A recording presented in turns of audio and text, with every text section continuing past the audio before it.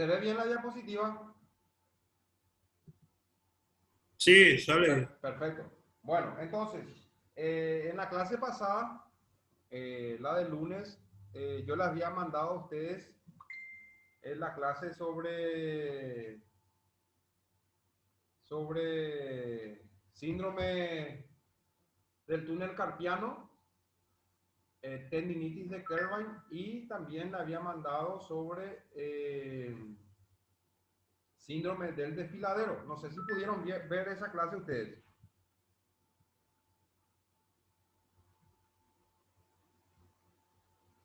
¿Pudieron ver esa clase, chicos? La clase del lunes pasado. No, yo todavía no estoy conectado en eso. Ah, bueno. Entonces, hoy vamos a hablar un poquito de una patología muy común y muy frecuente que se produce a nivel de la columna cervical, que se llama cervicalgia. Esta cervicalgia, esta cervicalgia generalmente se produce por varios factores que pueden ser a nivel de la zona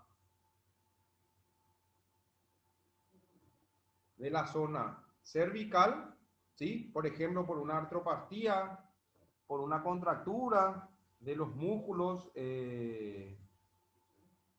cervicales y por otras cosas más. Nosotros aquí a nivel de la columna cervical hay 7 vértebras cervicales en donde entre cada vértebra se encuentra un disco que se llama disco intervertebral, y muchas veces cuando esas vértebras se van degenerando o cuando el disco también se degenera, produce este tipo de patologías. Entonces, la cervicalgia es el dolor en la región cervical que puede extenderse al cuello, cabeza o a la extremidad superior y que generalmente limita los movimientos. Muchas veces, esta patología a nivel cervical puede extenderse hacia el cuello, todo lo que es el cuello, puede extenderse hacia el hombro, puede extenderse hasta el brazo, al antebrazo y hasta los dedos. ¿Por qué? Porque aquí en la región cervical se encuentran los nervios. Entonces, si se comprimen los nervios a este nivel, el dolor puede irradiar hasta la punta del dedo. Y muchas veces estas patologías se producen por una sobrecarga a nivel cervical, dependiendo de la actividad laboral que esté realizando el paciente. Generalmente en aquellos pacientes que se encuentran mucho tiempo sentados, por ejemplo los pintores, por ejemplo los albañiles, ¿sí? Porque constantemente levantan la cabeza hacia arriba, entonces toda esta zona se suele sobrecargar. Esta cervicalgia se puede clasificar en dos tipos de cervicalgia. Una que se llama cervicalgia aislada o simple, que es en donde el dolor solamente se produce en la zona cervical, o sea, donde el paciente solamente tiene dolor en la región cervical, no irradia hacia la cabeza, no irradia hacia los hombros y mucho menos hacia los brazos. Puede presentarse bruscamente en relación a espasmos musculares. Espasmos musculares se refiere a contractura de los músculos cervicales, y se puede extender hacia un músculo que se llama trapecio, que es un músculo que se encuentra aquí en la parte posterior de la cabeza y cuello, que se llama trapecio. Entonces, este tipo de patología, esta cervicalgia aislada o simple, generalmente se asocia a una impotencia que se llama impotencia funcional. Y la impotencia funcional se refiere a que el paciente es incapaz de realizar movimientos de cabeza y cuello. O sea, no puede girar la cabeza de un lado, no puede girar la cabeza de otro lado. Y generalmente se relaciona con movimientos bruscos, ¿sí? Más bien malas posturas. Generalmente las malas posturas. Hay gente, por ejemplo, que dice, ay, me duele el cuello. Parece que me sopló viento. No, no es que te sopló el viento, sino muchas veces uno hace un movimiento brusco de forma involuntaria. ¿Y qué pasa? Al realizarse ese movimiento brusco de forma involuntaria, se produce la contractura de los músculos cervicales que se encuentran aquí. Se contractura eso y duele. Y muchas veces el paciente no puede girar la cabeza hacia un lado, no puede inclinar hacia un lado, o sea, en realidad no puede mover la cabeza por esa contractura que presenta el paciente. La causa más frecuente de una cervicalgia simple es la artrosis cervical. ¿Y qué es la artrosis? La artrosis es el desgaste del cartílago articular. Los huesos tienen en su periferia tienen un cartílago que se llama cartílago articular. Entonces, cuando ese cartílago se va desgastando, se produce la patología que es artrosis. Y la artrosis ya no se cura más. Una vez que uno presenta artrosis, ya tiene de por vida eso. Y la artrosis, muchas veces hay dos tipos de artrosis que se llama artrosis primaria y artrosis secundaria. La artrosis primaria es cuando el paciente presenta artrosis, pero también tuvo sus familiares. Generalmente es genético. Si tu mamá tiene artrosis a nivel cervical, en rodilla o en cadera, lo más seguro que vos, hijo, sea propenso a también tener artrosis. Esa es la artrosis primaria. Y la artrosis secundaria es dependiendo de la actividad que realice el paciente. Si vos sos pintor, o electricista, o albañil, o dependiendo del trabajo que vos estés realizando, y si movés constantemente la cabeza y el cuello de un lado o de otro lado, llega un momento dado en donde eso se sobrecarga y también te produce la artrosis. Generalmente, esta cervicalgia aislado simple es de comienzo insidioso, o sea, es rápido la aparición de los síntomas. El paciente también presenta parestesia y rigidez. La parestesia es el famoso hormigueo, el famoso yehui. Eso es parestesia. Y rigidez. Evidentemente presenta rigidez por la contractura de los músculos que presenta ahí. Luego tenemos la mielopatía. Es otro tipo de cervicalgia, pero la mielopatía ya se refiere a una compresión de la médula espinal. La médula espinal, en este caso el disco intervertebral, se comprime. Entonces, vamos a suponer que este es una vértebra. Acá tenemos la vértebra que está por debajo. Esta es la columna vertebral. Y entre estas dos vértebras se encuentra una estructura circular que se llama disco intervertebral. Este es el disco intervertebral. Esto que vemos aquí. Y muchas veces, cuando este disco intervertebral, ¿sí?, se comprime o sufre una hernia de disco, esto que está aquí se desplaza hacia atrás. Y atrás salen los nervios. Entonces, este disco, si se desplaza hacia atrás, ¿qué va a hacer? Le va a comprimir a este nervio que está aquí.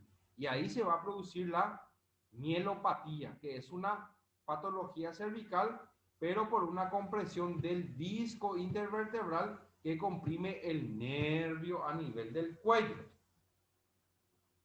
Hay un síndrome o un signo de alerta que se llama el síndrome cérvico-cefálico.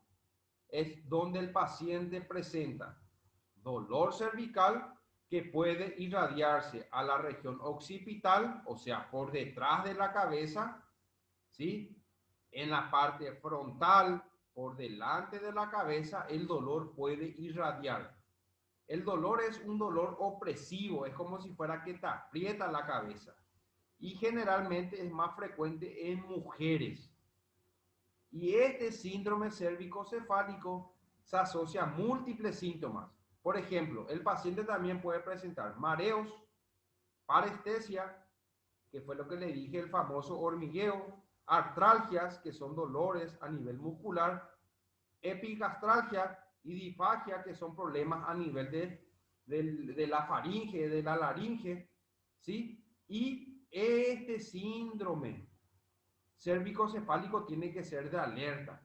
Si el paciente refiere que presenta dolor a nivel de atrás de la cabeza, a nivel occipital o a nivel frontal, y se asocia a mareos, entonces quiere decir que este paciente lo más seguro que presenta o posee un síndrome que se llama síndrome cérvico-cefálico.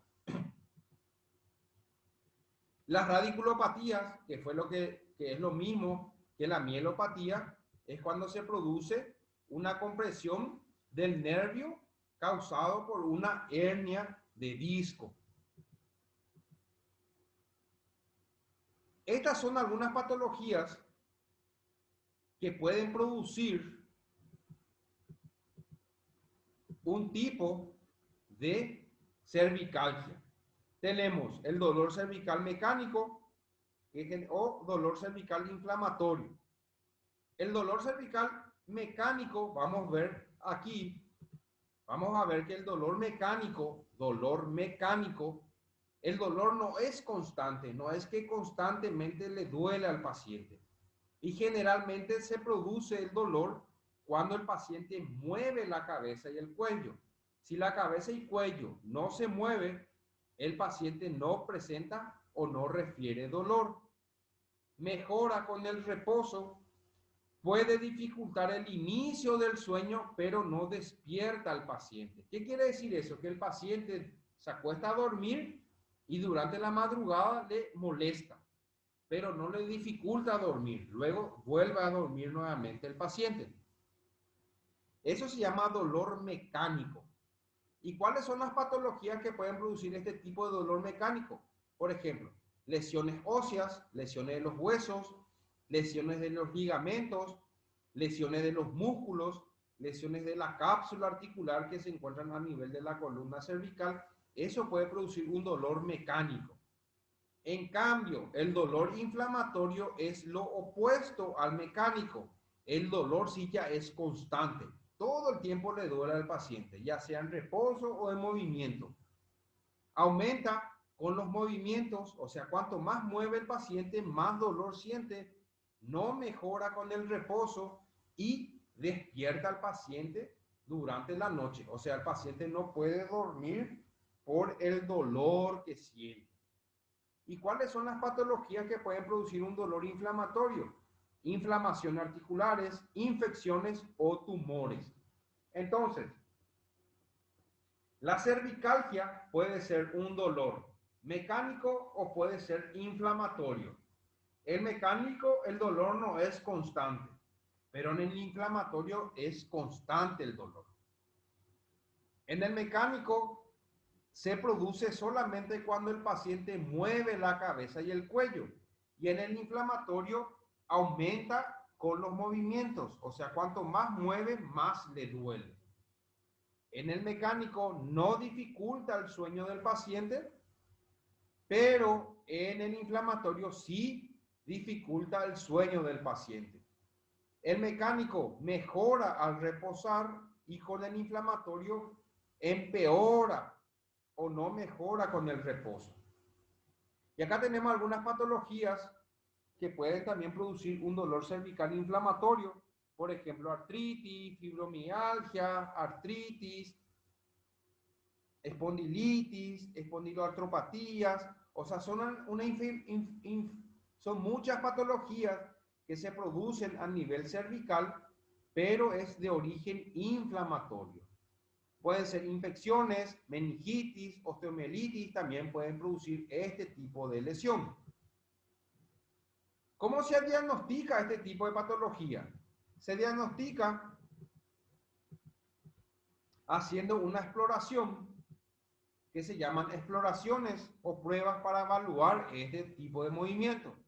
Por ejemplo, acá tenemos una maniobra que se llama maniobra de Abson, en donde lo que se le pide al paciente es que dirija la cabeza hacia atrás y que incline hacia el lado que le duele.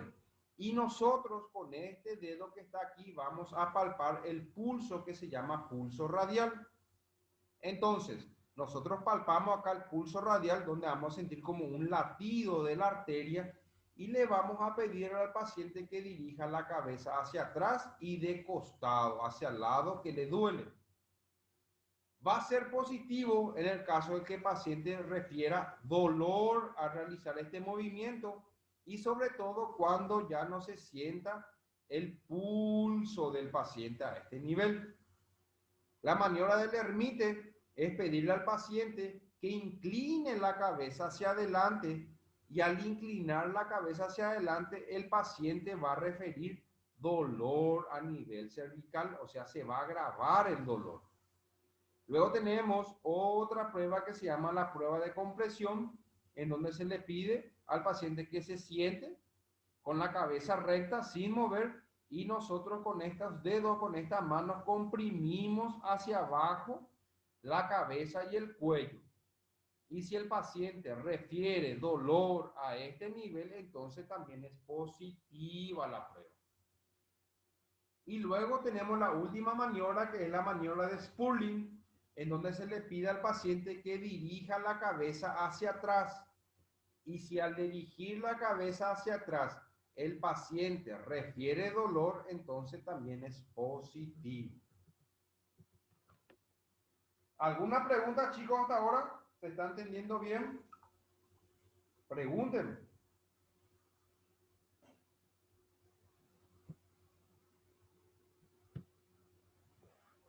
¿No hay preguntas? ¿Me escuchan o no me escuchan? Sí, yo le Sí, estoy profe. escuchando bien. ¿Y no hay preguntas? No, comprendimos muy bien, profe. Bueno,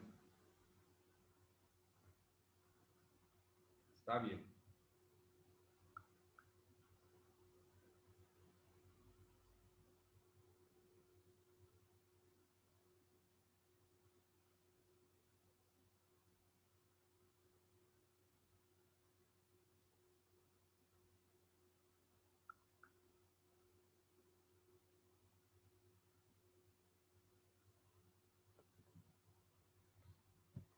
Ahora vamos a ver el diagnóstico. ¿Cómo se puede diagnosticar esto con una radiografía? Con una radiografía de perfil, que es esto, de perfil, esta es una radiografía a nivel cervical acá. Acá, por ejemplo, nosotros lo que vemos aquí, esto hacia atrás, esto se llama apófisis espinosas, y es lo que nosotros podemos palpar por detrás del cuello. Y acá se encuentra la columna vertebral, ¿sí? Y muchas veces, si acá se produce una artrosis o hay una compresión del disco intervertebral, se puede observar a este nivel acá. Entonces nosotros con una radiografía podemos confirmar el diagnóstico del paciente. Podemos decir el paciente presenta artrosis o presenta una hernia de disco. Luego tenemos otra patología, pero menos frecuente a la cervicalgia, que se llama dorsalgia. ¿Por qué es menos frecuente? Porque la región dorsal, esta región que está aquí, tiene poco movimiento porque ahí se encuentran las costillas. Generalmente tiene poco movimiento esta región porque se encuentran las costillas.